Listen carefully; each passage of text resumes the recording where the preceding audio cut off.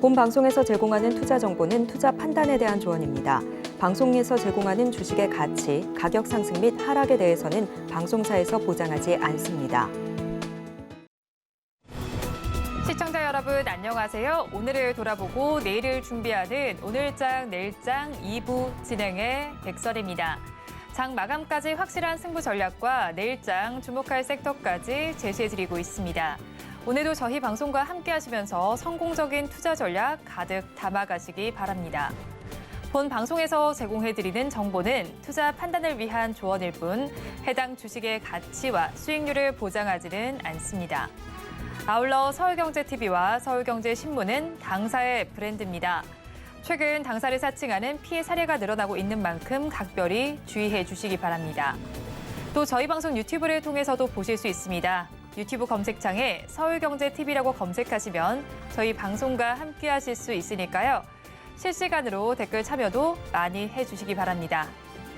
그러면 오늘장 내일장 2부 첫 순서로 시작해 보겠습니다. 급락하는 종목에 대한 생존 전략을 모색해 보겠습니다. 종목 SOS 시간, 오늘은 신한투자증권 부산금융센터 이호석 차장과 연결되어 있습니다. 차장님 안녕하세요. 네, 안녕하십니까. 이호석 차장입니다. 네, 차장님 일단은 급락하는 종목들을 구조해 보기 전에 오늘 시장 상황부터 점검을 해보겠습니다. 오후장 어떻게 보시나요? 네, 우선 오늘 시장 전체를 좀 관통하는 것은 선반영이라고 말씀드려야 될 것 같습니다. 결국 이제 추가 금리 인상에 대한 우려감들이 시장에서 좀 있었었거든요. 결국에는 그런 부분들이 미국 시장에 영향을 끼치고 곧 이어서 이제 열리게 되는 국내 시장에도 영향이 같이 오게 되는데요. 이런 부분들이 그 추가 금리 인상에 대한 부분들을 오히려 선반영으로 인식을 하게 되면서 오히려 미국장 그리고 국내 시장까지도 생각보다 나쁘지 않은 모습 보여주고 있습니다. 오늘 대략 지금 현재 시점으로 6포인트 정도 지금 하락한 시점이기 때문에 장이 결코 좋습니다라고 얘기는 할 수는 없겠지만은 우려감이라든지 이런 부분이 있었다는 점 생각해 보면은 우려 대비했을 때는 나쁘지 않은 흐름이다 정도 말씀을 드릴 수 있을 것 같고요. 또 이제 결국에는 파월 의장이 매파적인 발언을 했는데 결국 이런 발언들이 선반영으로 인식되었다. 그러면서 충분히 소화되고 있는 구간이다라고 정리해 두면 좋을 것 같습니다. 거기에 이제 추가적으로 저희가 좀 얘기해 볼 것은 결국에 오늘 장이 어떻게 하면 어떻게 버티느냐에 대한 얘기인데요. 결국은 이제 반도체가 핵심이라고 할 수가 있습니다. 전일 이제 마이크론 테크놀로지가 실적 발표를 했는데 시장에서 예상치를 상회하는 분기 실적이 나왔거든요. 결국에는 시장치를 예상하는 실적이 나왔다는 거는 예상보다 돈을 더 많이 벌었다는 얘기고요. 그렇다면 생각했던 것보다 업황이 나빠지지 않았다, 좋아지고 있다라고 좀 생각을 할 수 있을 것 같아요.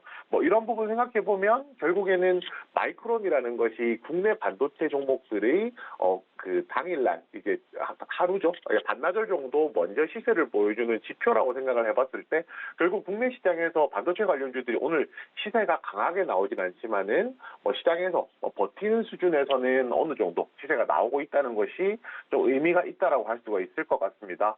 결국 이제 마이크론이 어제 얘기했던 부분들이 이런 부분들이거든요. 가격 추세가 개선이 되고 있기 때문에 반도체 산업의 저점이 끝난 것 같다라는 얘기였거든요. 결국 반도체 산업의 저점이 끝났다는 것은 마이크론만 해당되는 게 아니죠. 당연히 국내에 있는 삼성전자, SK하이닉스도 마찬가지로 해당이 되는 내용이기 때문에 오히려 이에 대한 이제 긍정적인 시그널이 이제 또 시장에서 더 찾을 수 있다라고 조금 생각을 하고 있고요.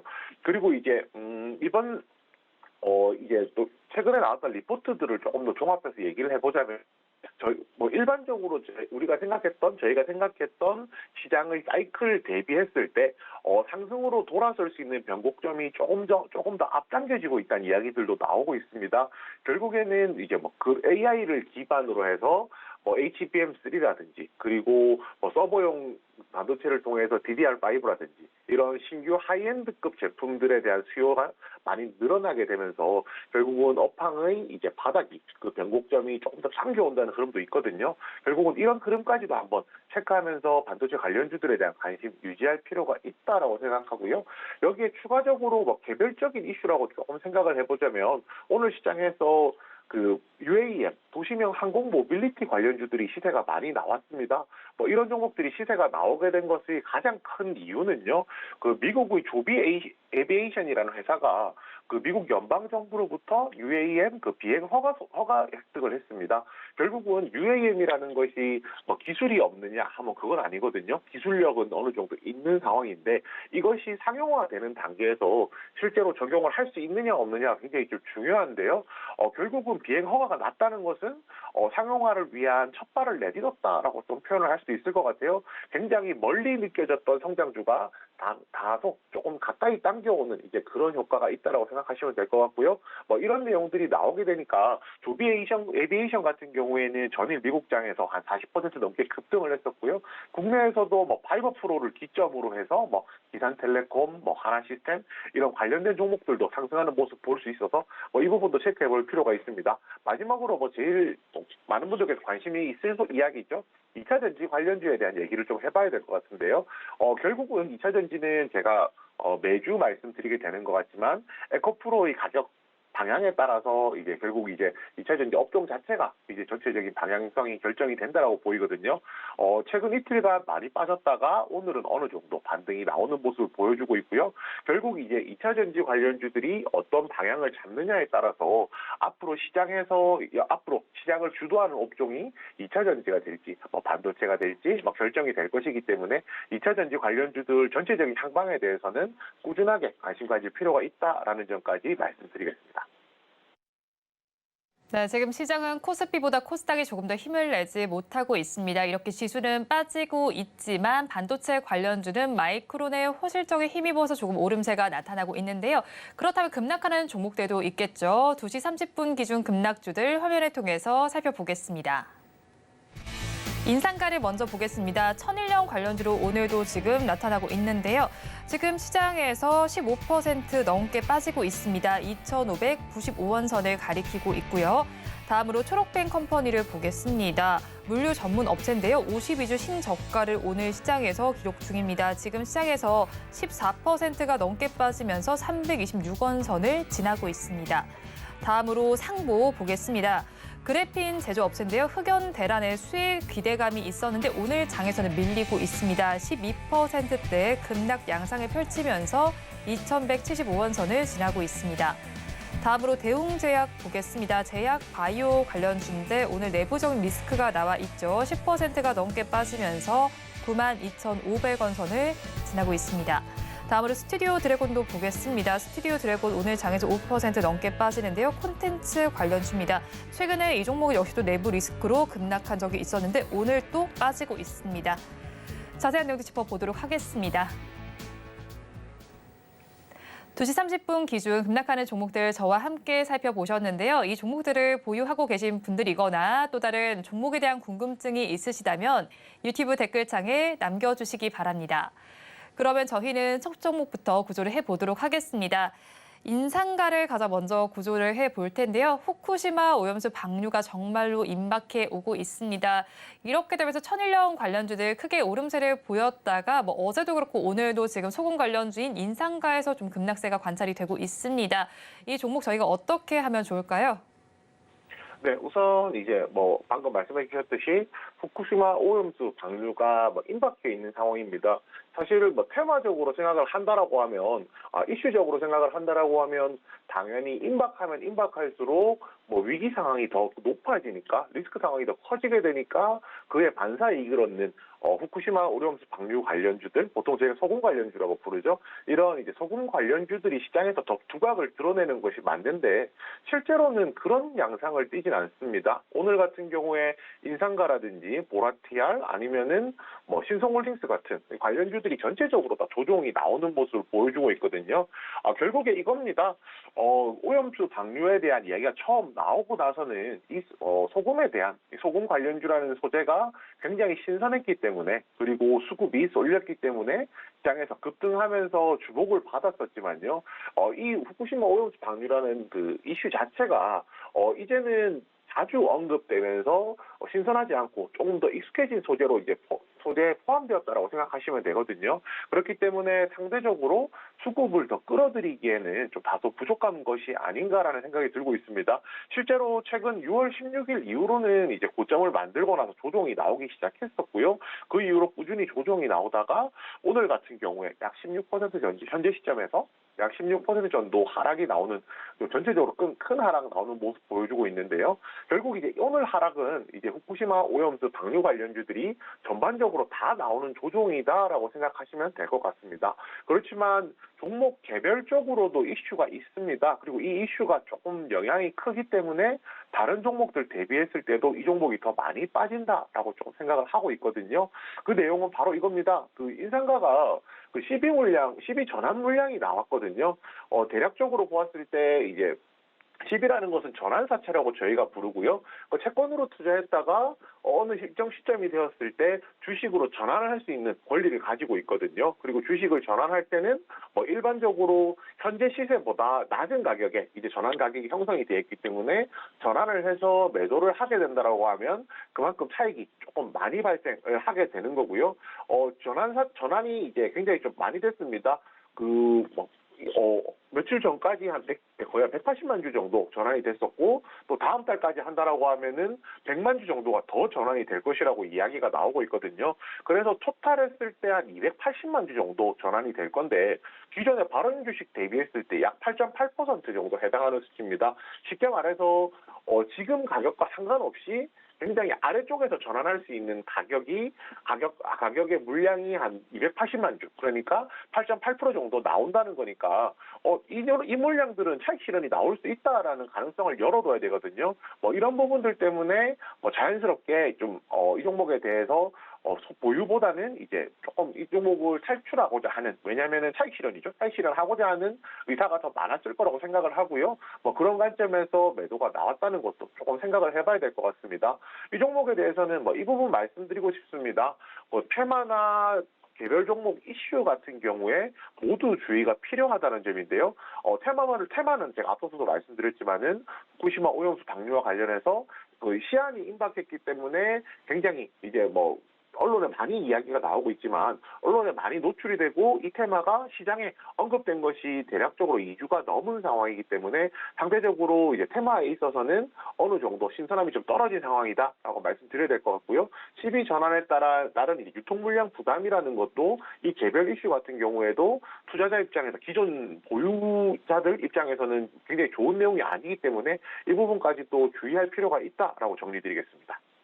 네, 인상가의 경우에는 테마적인 이슈도 있고요. 거기 개별 종목 이슈까지 더해져 있습니다. 그렇다면 가지고 계신 분들께서는 이 시점에서 어떻게 대응하면 좋을까요?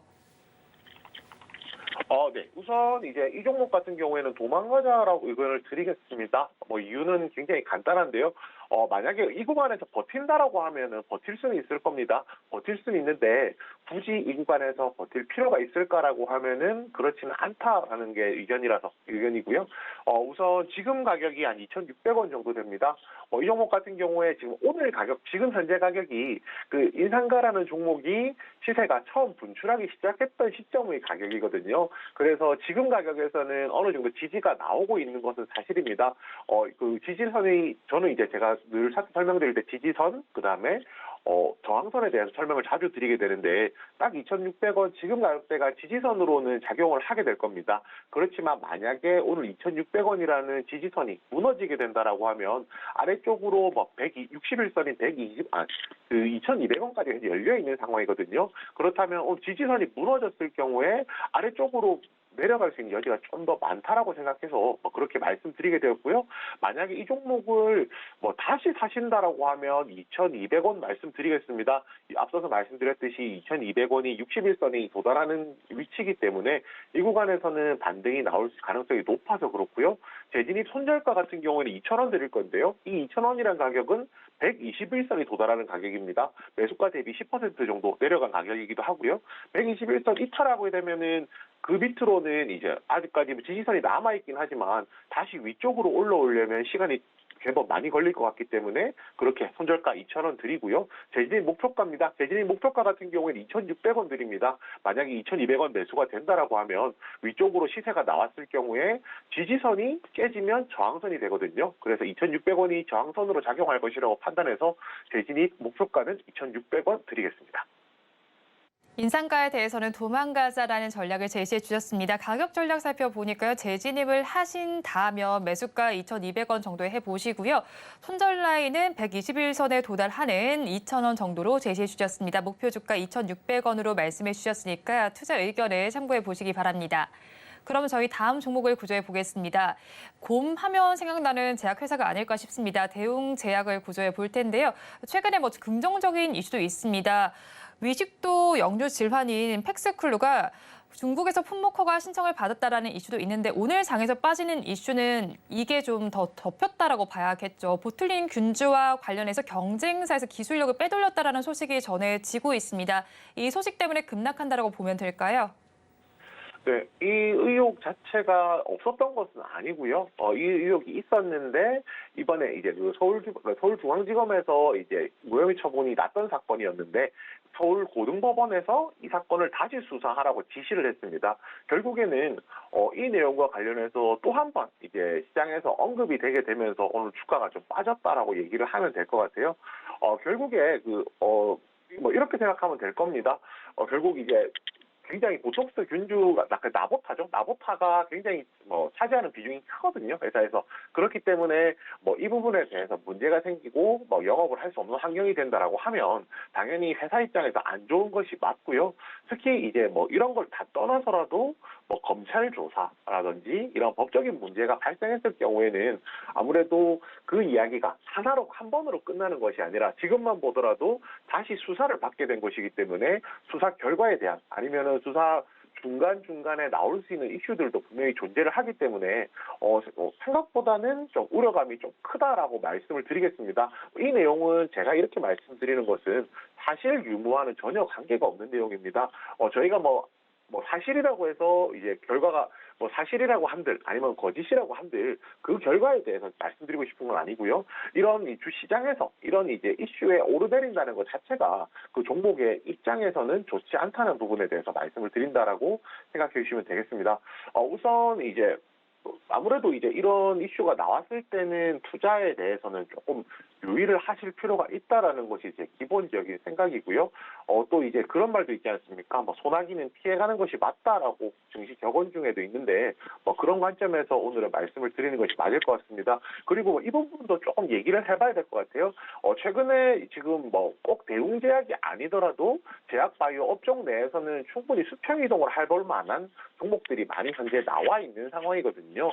그렇다면은 투자자분들께서 꼭 대웅제약만 고집해야 되는 상황이 아니라면 소나기는 피해가는 것이 낫지 않을까 정도 그렇게 한번 말씀드려 보겠습니다. 네, 대웅제약에 대해서 소나기는 피해가는 것이 좋겠다라고 말씀해 주셨는데요. 그러면 가지고 계신 분들께서는 도망가는 전략을 취해보면 좋을지 궁금하고요. 가격 전략은 어떻게 가져가면 좋을까요? 네, 그렇습니다. 전략 도망가자로 드리게 될 텐데요. 우선 이 종목에 대해서 조금 도망가자라고 의견을 드리게 된 이유는 되게 심플합니다. 지금 가격이 굉장히 많이 떨어져 있는데 하단으로 지지선이 잘 안 보이기 때문입니다. 지금 시점에서 저희가 주봉으로 제가 설명을 드릴게요. 지금 현재 가격이 92,300원 정도 현재 나오고 있고요. 지금 만약에 밑으로 내려간다라고 하면 대략적으로 그 다음 저점이 한 8만 원에서 8만 5천 원 사이까지 나오게 됩니다. 결국은 이제 지금 가격부터 아래쪽으로 지지받을 수 있는 데까지가 공간이 폭이 굉장히 넓기 때문에 여기서 만약에 흘러내린다라고 하면은 추가적으로 좀 흘러내릴 수 있는 우려가 있다라고 생각하거든요. 물론 이런 종목들이 이슈에 따라서 많이 좌우가 되기 때문에 긍정적인 이슈가 나와서 갑작스럽게 반등이 나올 수도 있겠지만 만약에 그렇지 않다라고 하면은 리스크를 좀 줄이는 것이 투자의 기본이라고 생각하기 때문에 그렇게 말씀을 드리게 되는 겁니다. 이 종목을 만약에 다시 매수를 하셔야 된다라고 하면 매수가는 8만 원 드리겠습니다. 제가 앞서서 말씀드렸듯이 앞에 있는 전 지지선, 전 저점이죠. 전 저점 부분의 지지선을 생각해보면 8만 원 정도에서 매수가 가능할 것 같고요. 그 다음 이제 매수한 이후에 손절가 같은 경우에 62,000원 드리겠습니다. 62,000원 드리는 이유는 2016년에 있었던 저점 가격입니다. 이 가격을 만약에 밑으로 내려간다라고 하면 다시 올라오는 것이 굉장히 힘들어지기 때문에 62,000원 드리고요. 재진입 목표가는 10만 원입니다. 제가 앞서서 말씀드렸듯이 지지선이 저항선이 되고 저항선이 지지선이 된다라고 말씀을 드렸는데 만약에 8만 원에 매수해서 시세가 나온다라고 하면 지금 전 지지선이었던 10만 원 가격이 저항선으로 작용을 하게 될 겁니다. 그래서 재진입 목표가는 10만 원 드리겠습니다. 대웅제약에 대해서도 도망가자라는 전략을 제시해 주셨습니다. 가격 전략을 살펴보면요. 만약에 재진입을 하신다면 전저점 부근인 8만 원에 해보시고요. 이때 손절 라인은 62,000원, 목표 주가는 10만 원으로 잡아주셨습니다. 마지막 종목까지 구조해 보겠습니다. 스튜디오 드래곤을 구조해 볼 텐데요. 이 종목 역시도 개별적인 이슈가 있죠. 사아 내에서 횡령 문제가 나고 대표이사가 사임하겠다라는 소식까지 전해져 왔습니다. 그런데 이에 대해서 대신증권에서 나온 리포트를 보니까 그래도 이런 영향이 조금 기업의 펀더멘털에 영향을 줄 것은 좀 제한적이다라는 말도 나와 있는데 차장님께서는 어떻게 보시나요? 네, 우선 이제 방금 말씀해 주신 내용이 맞습니다. 아직 금액 규모 이런 것까지는 알 수는 없지만은 횡령 문제와 관련해서 대신증권에서 나온 내용을 본다라고 하면은 뭐 회사 시스템의 부재라는 것은 뭐 지적을 할 수 있겠지만은 횡령 금액이 실적에 영향을 줄 정도는 아니다라는 이야기는 있었거든요. 뭐 그렇게 생각한다라고 하면 지금 뭐 횡령 문제로 주가가 빠지는 부분에 대해서는 빠르게 회복될 것이다라는 전망까지도 해볼 수는 있습니다.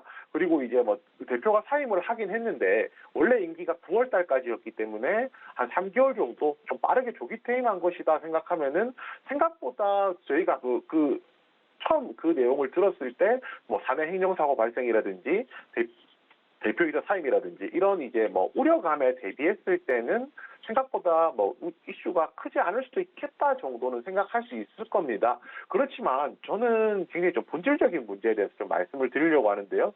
대신증권이 아니라 타사에서 나온 겁니다. 삼성증권에서 나온 리포트를 살펴보면은 실적이 2분기 실적에 대해서 굉장히 좀 컨센서스가 하향되었다. 그러니까 실적 추정치가 하향되었다라는 얘기가 나오고 있습니다.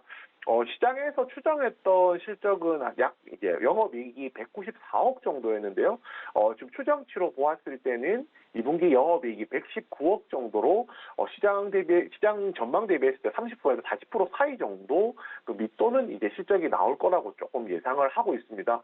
어쩔 수 없는 부분이 이제 이 회사 같은 경우에는 그 영상 제작 회사잖아요. 제작 회사다 보니까 다른 그 제작사 대비했을 때는 제작 경쟁력을 충분히 가지고 있는 것은 맞지만요. 당연히 이제 코로나 이후에 그 기저에 대한 부담감들도 좀 생겼을 거고요. 그리고 영업 환경도 좀 비우호적이었던 환경인 점을 생각해 본다면 아무래도 스튜디오 드래곤이 실적을 잘 내는 것이 조금 다소간에 어렵지 않았을까라는 좀 생각을 할 수가 있습니다. 그럼 반대로 이야기를 해보면요. 실적이 좋지 않은 종목이 차트상으로도 굉장히 좀 많이 빠져 있다 라고 하면 이 종목에 대해서 어떤 시각을 보내는 것이 맞을까라는 좀 고민이 드는 건데요. 상대적으로 생각하기 나름이라고 할 수 있겠지만은 저 같은 경우에는 실적도 좋지 않은 상태에서 주가까지 많이 내려와 있다라고 하면 올라올 가능성도 있겠지만 반대로 얘기하면 실적이라는 믿을 구석이 없는 이상해야 주가가 빠르게 올라오는 것이 쉽지는 않을 거라고 조금 생각을 하거든요. 그리고 시장의 미디어 제작사들 미디어 업종 간에서 특히 제작사들만 좀 놓고 본다라고 하면 조만간에 DP2가 다시 한 번 더 이제 공개를 하는 것도 있고요. 새로운 기대작들도 굉장히 많이 있는 상황입니다. 이런 부분 생각해 본다고 하면 오히려 미디어 업종 내에서 제작사 내에서도 수평 이동을 할 수 있는 그런 방법들도 좀 있다고 생각을 하거든요. 그래서 그런 부분이 아이디어가 있다는 거 한번 같이 안내드리겠습니다. 네, 스튜디오 드래곤의 경우에는 실적 자체도 그렇게 좋지 못할 것으로 좀 예상이 되고 있습니다. 그렇다면 이 종목에 대해서 저희는 어떤 대응 전략을 짜 나가면 좋을까요? 네, 지금 가격이 53,700원 정도 나오고 있고요. 상장했을 때 첫 시초가가 55,000원이었던 점 생각해보면 상장 시 시초가보다도 지금 아래쪽에 가격이 형성되고 있습니다. 이 말인즉슨 제가 말씀드렸던 지지선을 기준으로 했을 때 지지선보다도 더 아래로 내려올 가능성이 있다는 거죠. 그래서 밑에 하방을 받쳐줄 수 있는 지지선이 없는 상황이기 때문에 이 종목에 대해서 도망가자라는 의견을 제가 드리게 된 건데요. 만약에 이 종목을 새로 매수를 하시게 된다라고 하면은 재진입에 대한 매수가는 51,000원입니다. 5만 천 원을 재진입가로 드린 이유는 2019년 8월경에 이 종목의 최저가가 5만 900원이었습니다. 그렇다면 이 가격까지 왔을 때 이제 지지를 받아서 반등을 해야 되는 구간이거든요. 만약에 이 구간에 반등을 하지 못한다라고 하면은 이 종목 자체가 하방이 열려 있는 상황이기 때문에 추가적인 하락이 있을 수 있어서 재진입 매수가는 5만 천 원 드리고요. 재진입 손절가는 4만 5천 원 드리겠습니다. 이 4만 5천 원이라는 금액은 제가 앞서서 말씀드렸듯이 만약에 5만 900원 아래쪽으로 내려가서 지지가 없을 경우에는요.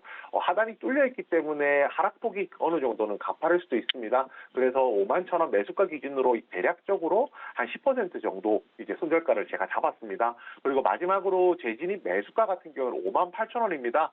5만 8천 원이라는 금액 같은 경우에는 5만 8천 원이라는 금액 같은 경우에는 말 그대로 저항선이 되겠죠. 최근에 이제 가격이 떨어지기 시작했던 시점의 바닥 가격입니다. 그래서 이 종목 같은 경우에 주가가 많이 떨어졌으니까 충분히 떨어졌으니까 매수해보자라는 의견도 당연히 나올 수 있다라고 생각하는데요. 반대로 올라올 때까지 시차가 많이 걸린다라고 하면 제작사 업종 내에서는 수정 이동이 가능하다는 점도 같이 말씀드리겠습니다. 네, 스튜디오 드래곤의 경우에도 도망가자라는 전략을 제시해 주셨습니다. 가격 전략을 살펴보면요. 재진입을 하신다면 최저가 부근인 5만 1천 원에 해보시고요. 이때 손절 라인은 4만 5천 원 잡아주셨습니다. 재진입 목표 주가는 저항선인 5만 8천 원으로 제시해 주셨으니까 투자 의견에 참고해 보시기 바랍니다. 지금까지 신한투자증권 부산금융센터 이호석 차장과 함께했습니다. 오늘 연결도 고맙습니다. 네, 감사합니다.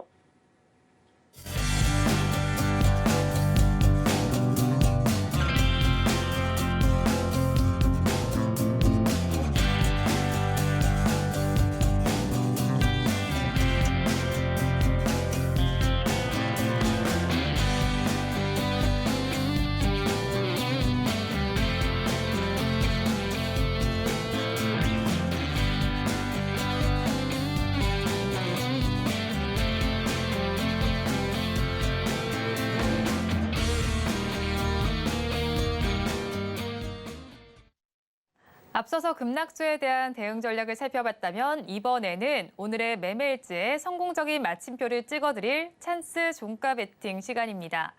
오늘은 비전경제연구소의 김태성 이사와 함께합니다. 어서 오세요. 네, 안녕하세요. 네, 일단 이사님과 종가 베팅 시간에 짚어봤던 종목 리뷰를 먼저 부탁드리도록 하겠습니다.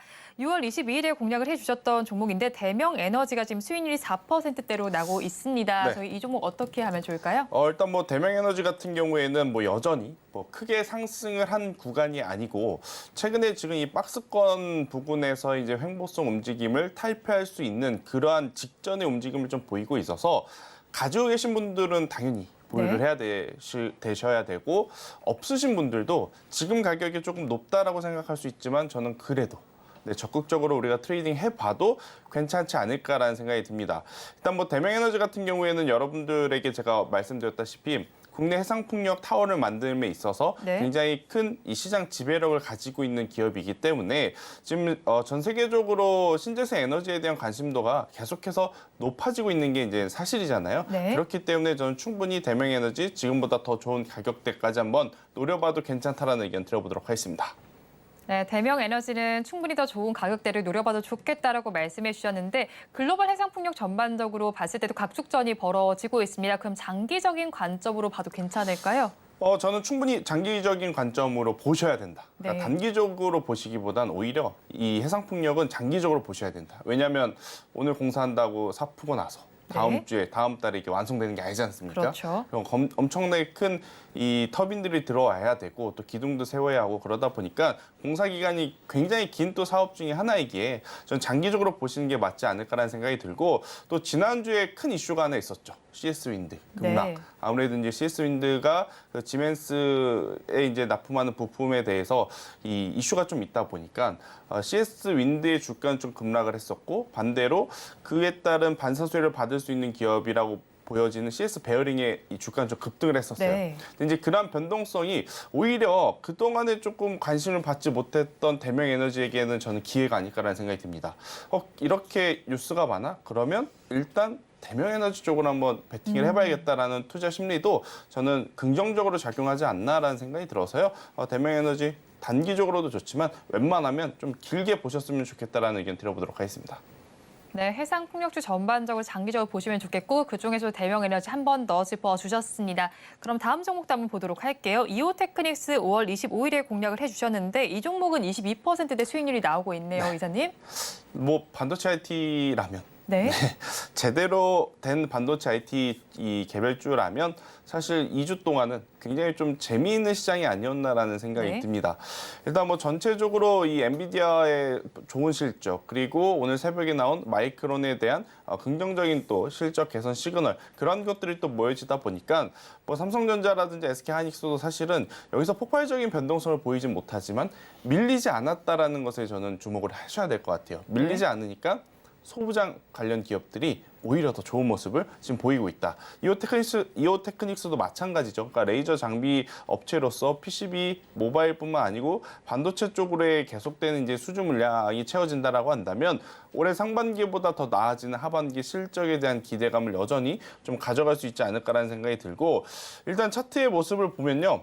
힘들었던 구간을 이제 벗어났습니다. 그러니까 폭발적으로 주가가 올라간 건 아니에요. 내려왔다가 한번 굉장히 고생을 했다가 지금 다시 올라가고 있는 모습을 좀 네. 보이고 있는데 이 구간에서 만약 12만 원대라는 가격대가 넘어가게 되면 한 번 또 강한 시세가 날 가능성이 높다라는 생각이 듭니다. 그래서 네. 만약 보유하고 계신 분들은 저는 우선은 그대로 가져가셔라. 근데 없으신 분들은 일단은 기다리셨다가 만약 여기서 바로 가면은 사기 좀 부담스러울 수밖에 없어요. 그런데 만약 쉬어간다라고 하면 10만 원에서 11만 원 사이 이 가격대에서 한번 신규 매수도 저는 충분히 괜찮지 않을까라는 의견 드려보도록 하겠습니다. 네, 이오테크닉스 역시도 조금 더 길게 바라보는 관점 좋다라고 말씀해 주셨습니다. 그러면 오늘 장에서도 종가 베팅할 종목을 살펴봐야 할 텐데요. 키워드 힌트부터 공개를 해드리도록 하겠습니다. 이사님께서 오늘 키워드 휴가라고 주셨습니다. 휴가 어디로 가세요? 아직 못 정했습니다. 정하지 못하셨으니까. 네. 근데 저 빼고 많이들 네. 지금 정하신 것 같아요. 아무래도 이제 증권 쪽에 종사하고 계신 분들은 사실 여름휴가 가는 게 쉽진 않습니다. 왜냐하면 저희는 연말에 좀 많이 가기 때문에. 네. 그런데 이제 주변에 일반적인 또 일을 하고 계신 분들이랑 이야기를 해보면 7월 말에서 또 8월 초에 많이들 계획을 잡아놓으신 것 같아요. 네. 그러면 우리는 그 사이에 한번 이 실적을 좀 크게 낼 수 있는 산업에 또 관심을 가져봐야 되지 않겠습니까? 또 주식을 하는 사람들이기 때문에. 그래서 이제 여행하면 떠오르는 섹터가 몇 개 있을 거예요. 그렇죠. 그죠? 그래서 오늘은 저는 여행 섹터 안에서 한번 네. 뽑아와 봤습니다. 뭐 여행하면 뭐 여행사도 있고 이제 뭐 그쵸? 항공주도 있고요. 그쵸? 어느 섹터에서 가지고 오셨을까요? 여행 플러스 네. 실적이 힌트일 거예요. 여행 플러스 네. 실적. 여행 플러스 실적. 네. 실적하니까 지금 떠오르는 게 제가 어제도 LCC 항공사 다뤘거든요. 맞습니다. 네. 자, 지금 시기가 반기가 끝났죠. 마무리가 됐죠. 그러면 2분기 실적 시즌이 옵니다. 2분기 실적 시즌이 오게 되면 결국 반도체 IT는 지금 실적 대비 주가가 많이 올랐어요. 네. 아무래도 1분기 실적 안 좋다 그래서 못 올랐는데 엔비디아라든지 마이크론이 실적이 좋다라고 하니까 기대감에 먼저 올라왔잖아요. 네. 그죠? 2차 전지는 뭐죠? 1분기 실적 좋았어요. 2분기도 실적 좋을 거예요. 그런데 그들이 낼 수 있는 호실적보다 주가가 너무 많이 올랐다라는 지금 단점이 있어요. 그렇죠. 그렇기 때문에 다가오는 2분기 실적 시즌에는 변동성이 굉장히 커질 가능성이 높아서 저는 이 실적에 대한 불확실성이 다소 적은 네. 확실하게 실적이 좀 늘어나는 쪽에 이제 관심을 가져본다라고 하면 이 LCC 쪽을 꼭 체크해 보셔야 된다라는 의견 한번 드려보도록 하겠고요. 자, 왜 그런지 좀 설명을 드릴게요. 네. LCC는요 저가 항공사를 말합니다. 그렇죠. 자, 뭐 저가 항공사가 됐든 우리나라 대한항공이 되었든 비행기를 사실 제 돈 주고 사서 가지고 있질 않아요. 비행기가 너무 비싸니까. 네. 그러면 당연히 리스를 하거나 렌탈을 합니다. 근데 이제 비행기를 리스 렌탈을 해서 원화로 결제를 할까요? 아니에요. 달러로 결제를 합니다. 근데 작년보다 지금 환율이 안정화가 돼 있기 때문에 네. 똑같은 비행기 대수를 가지고 있다 하더라도 리스라든지 렌탈비에서 마진율을 좀 남길 수 있는 그렇겠네요. 상황이에요. 그죠? 그리고 작년 대비 유가가 많이 내렸습니다. 우리나라도 작년에 한동안 또 기름값 올라가지고 네. 굉장히 고생하지 않았습니까? 그렇죠. 근데 이제 지금 또 주유소 가보면 그때 대비해서 좀 많이 내려왔기 때문에 또 항공사들도 항공료가 많이 내려왔기 때문에 작년보다 똑같은 가격으로 더 많은 항공료를 살 수 있다라는 장점. 그리고 이제 가장 중요한 건 여행객들이 많아졌습니다. 제 주변에 이제 비행기 타고 놀러 갔다 오신 분들이 네.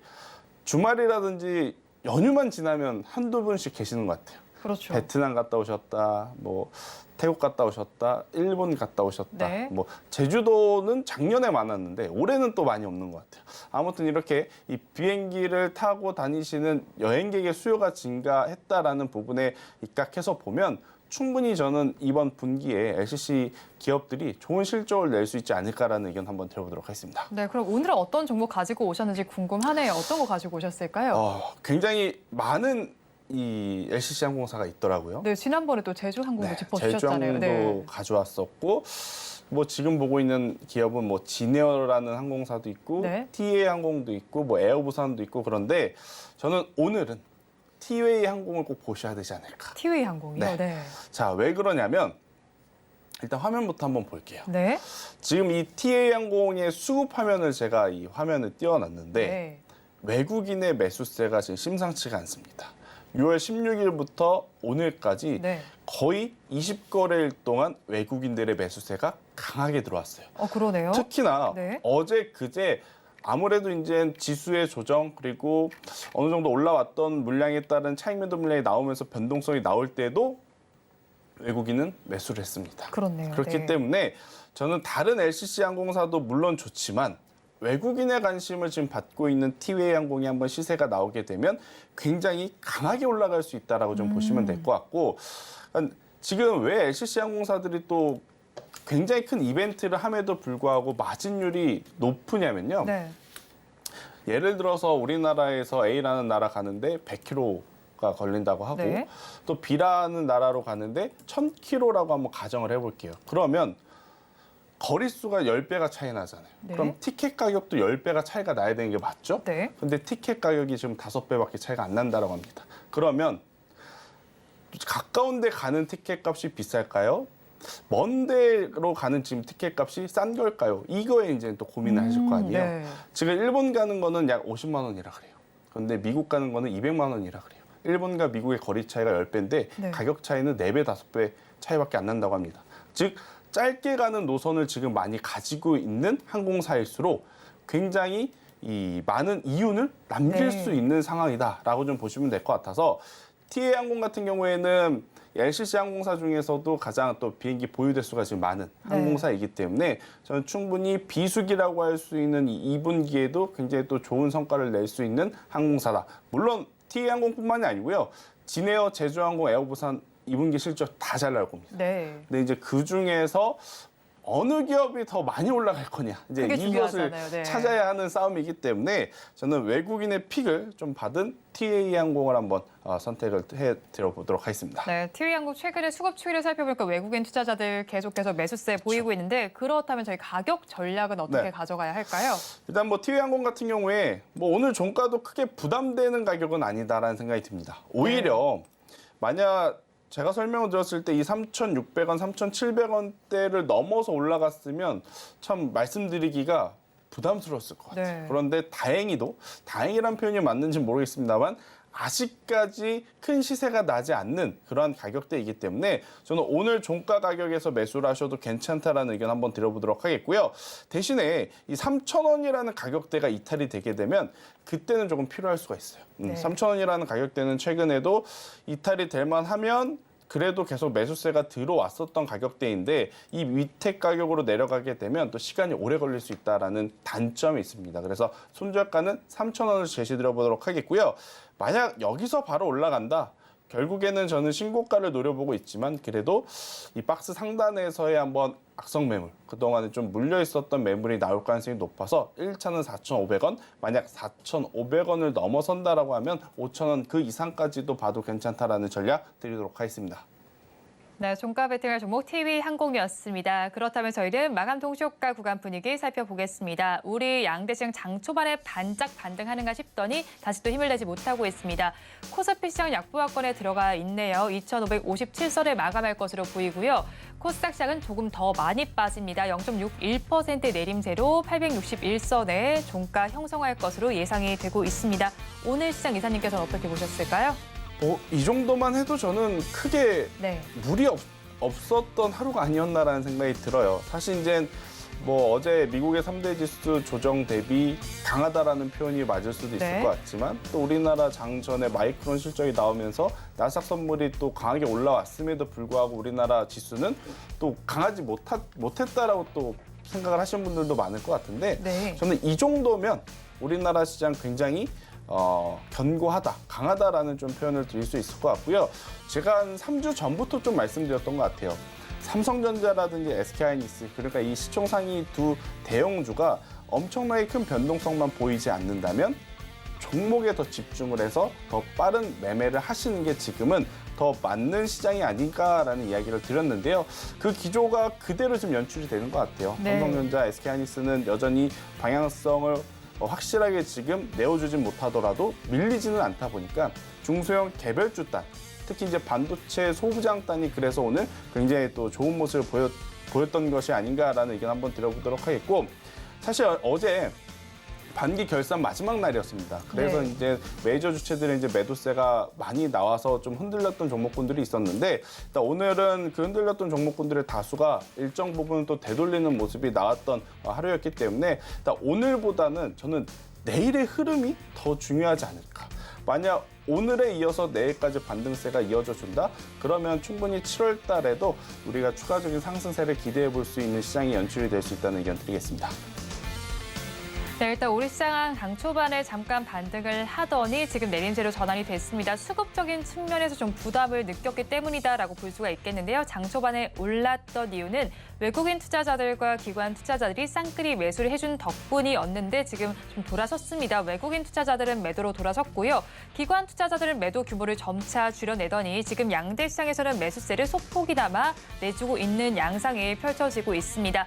하지만 그래도 지수는 지금 힘을 크게 받지는 못하지만 그래도 양호한 모습을 보였다라고 이사님께서 진단을 해주셨습니다. 마감 동시효과 구간 함께 하셨습니다.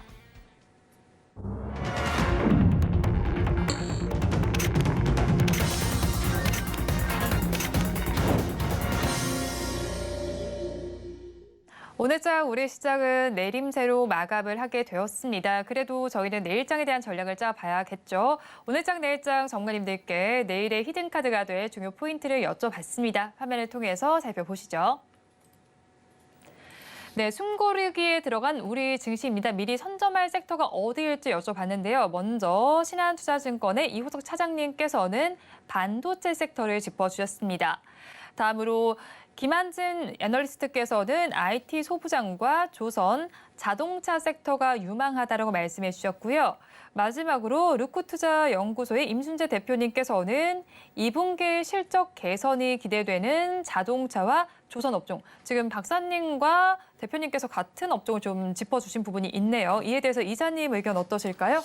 뭐 반도체는 오늘 꼭 보셔야 될 것 같아요. 네. 왜냐하면 이제 마이크론에 대한 실적에 대해서 우리나라 시장은 일정 부분 굉장히 긍정적으로 좀 바라보고 있는데 미국 시장은 과연 이 부분을 어떻게 이제 바라보고 반응을 보여줄지 네. 여부가 이제 가장 중요하기 때문에 저도 이제 반도체 IT 특히나 반도체 소부장 그 중에서 장비단 기업들 위주로 한번 보시는 게 맞지 않을까라는 생각이 들고, 장비단이라고 한다면 제가 앞서 말씀드렸던 뭐 이오테크닉스도 좀 포함되지만 원익그룹주, 뭐 원익 이 IPS라든지 원익 QNC라든지 이러한 기업들 한번 추가적인 상승세가 나오는지 여부가 저는 굉장히 중요하지 않을까라는 의견 한번 드려보면서 전 거기에 이제 또 추가적으로 2차 전지의 수급 방향성이 그 어느 때보다도 중요하다라는 생각이 듭니다. 네. 코스피는 반도체에 달려 있다면 그렇죠. 코스닥은 지금 2차 전지의 이제 방향성에 따라서 굉장히 또 다이나믹한 흐름들이 나올 가능성이 높은데, 오늘 에코프로가 강하진 않지만 그래도 어제 밀렸던 부분의 일정 부분은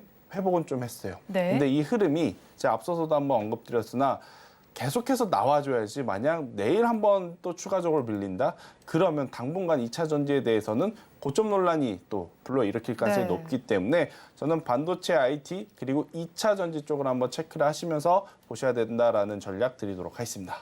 네, 2차 전지 섹터 바라보시고 반도체 섹터도 좀 주목해 보시면 좋겠다라고 말씀을 해주셨습니다. 그렇다면 이사님께서는 내일장에서 어떤 섹터가 네. 좀 유망할 거다라고 보실까요? 일단은 저는 결국에는 내일은 반도체가 이 승패를 좀 좌지우지할 가능성이 반도체인가요? 높다라는 생각이 듭니다. 일단은 뭐 삼성전자도 그렇고 SK하이닉스도 그렇고 외국인의 수급은 들어와요. 근데 네. 외국인의 수급은 들어오는데 그렇게 생각한 만큼 주가가 올라간다라는 느낌은 지금 못 받거든요. 네. 그러면 삼성전자, SK하이닉스 왜 안 올라갈까 이렇게 생각하시기보단 그동안 소외받았던 반도체 소부장 관련 지금 다시 올라갈 수 있는 기업이 뭐가 있을까? 이것에 저는 이 포커스를 맞춰서 시장을 대응해야 되지 않을까라는 생각이 들어서 저는 만약 여러분들이 내일장의 전략을 좀 짜보신다라고 하면 일단 첫 번째 내일 아침에 마감이 되었을 때 나스닥 지수 혹은 필라델피아 반도체 지수를 먼저 체크를 하고 네. 만약 그 지수들이 플러스권에서 마무리됐다 그러면 오늘 강했던 종목군들이 아마 추가적으로 연속적으로 강할 가능성이 굉장히 높다. 만약 이 나스닥 지수도 그렇고 필라델피아 반도체 지수도 강한데 우리나라 반도체 관련 기업들이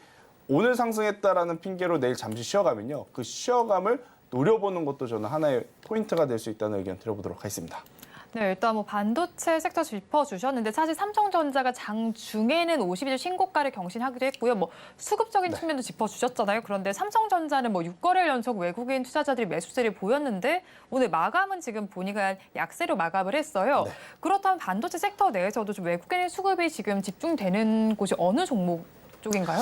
일단은 아무래도 SK하이닉스가 조금은 더 탄력을 받을 수 있을 것 같아요. 네. 왜냐하면 마이크론의 실적 나오고 나서 이 코멘터리가 붙은 것도 결국 AI 쪽이 생각한 것보다 굉장히 좋은 성과를 내었기 때문에 스마트폰이라든지 노트북이라든지 이러한 기존 가전에 대한 수요가 적더라도 좋은 실적을 냈다라는 네. 이야기를 했거든요. 그렇다라고 하면 결국 삼성전자보다는 아무래도 이제 GPU와 관련이 있는 SK하이닉스 쪽이 조금은 더 우세하다라는 의견 한번 드려보면서 대신에 이제 또 AI라든지 챗 GPT 관련해서 혹은 서버형 반도체 관련해서는 이미 또 관련 기업들의 주가가 많이 또 움직였어요. 네. 그렇기 때문에 우선은 저는 계속 강조드리지만 증설에 대한 기대감을 가지고 좀 오래 볼 수 있는 장비 쪽을 먼저 선호를 해보시는 게 맞지 않을까라는 생각이 든다라는 의견 한번 들어보도록 하겠습니다. 장비 섹터 내에서도 옥석 가리기가 좀 필요할 것 같아 보입니다. 네. 그렇다면 어떤 종목들에 조금 더 주목을 저희가 해봐야 할까요?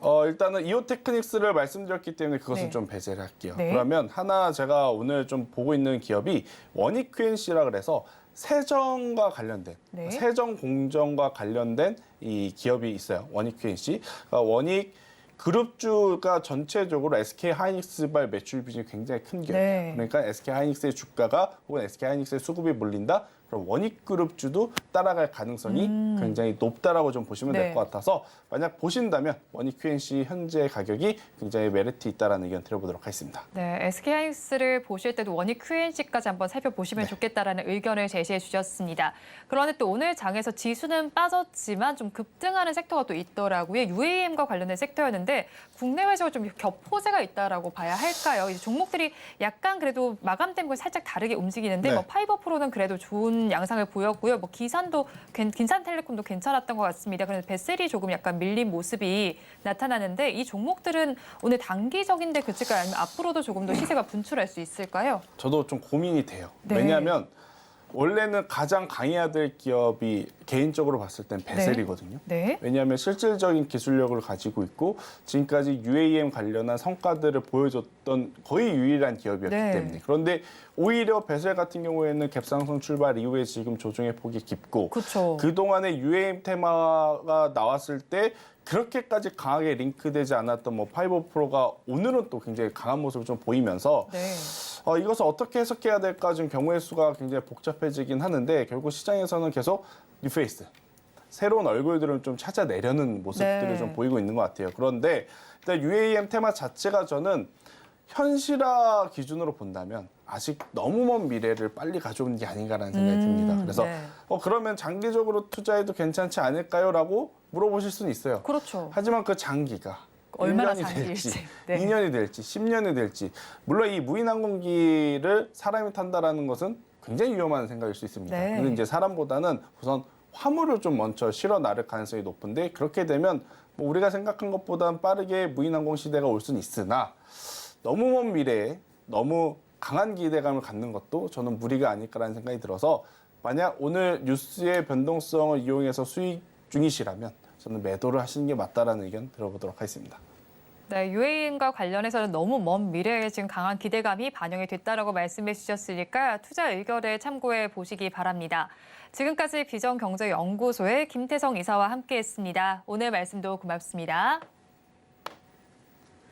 오늘장 내일장 2부도 마칠 시간이 됐습니다.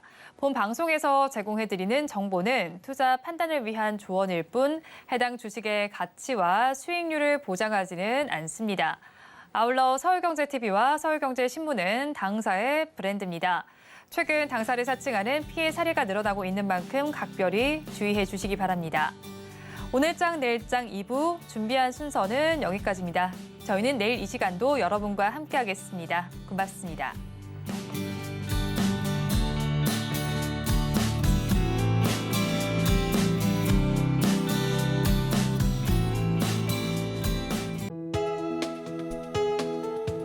본 방송에서 제공하는 투자 정보는 투자 판단에 대한 조언입니다. 방송에서 제공하는 주식의 가치, 가격 상승 및 하락에 대해서는 방송사에서 보장하지 않습니다.